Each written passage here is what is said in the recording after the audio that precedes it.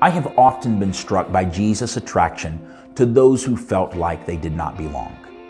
Just this past Sunday, I preached about the spiritual magnetism of the outsider, a message that I have linked in the description of today's video in case you would like to hear it. But I have also preached in the past from the passage describing the feeding of the 5,000 and Jesus' special care not to miss out on the fragments that remain. After everyone in the crowd was filled with the contents of the miracle, these broken pieces were what was left. They were what no one wanted. They were considered discardable. And yet Jesus took special care to remind those nearby not to leave the fragments behind. Sometimes life leaves us feeling like the leftovers. We deem ourselves of little value, unimportant, and unwanted. But what I want you to realize today is that Jesus takes special care of the leftovers. He has a plan for them as well. Interestingly, the fragments were just as much a part of the miracle as the pieces that were ingested by the crowd that day. But because of the satisfaction of full stomachs, the leftovers were threatened by the natural spoiling process of nature. But Jesus did not want the leftovers discarded. He wanted them to be used. If you examine the Christmas story, you also will find a parallel to this thought. The stable where Jesus was born was likely a lower level of a guest house on the property of family.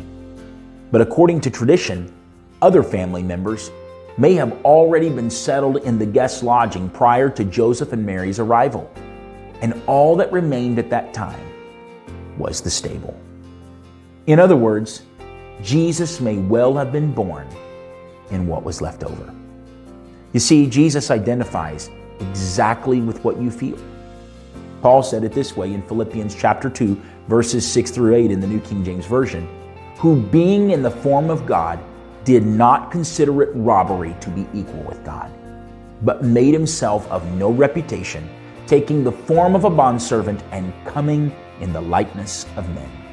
And being found in appearance as a man, he humbled himself and became obedient to the point of death, even the death of the cross. Jesus did not descend from heaven and associate with the rich and famous, but he became an ordinary man, who more often associated with what would have been considered the worst of society. Crooked IRS agents were his regular dinner companions. Prostitutes often crowded around him.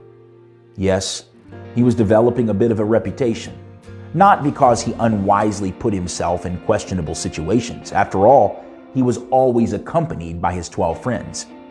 But Jesus made a point to give hope to the dregs of society, the leftovers.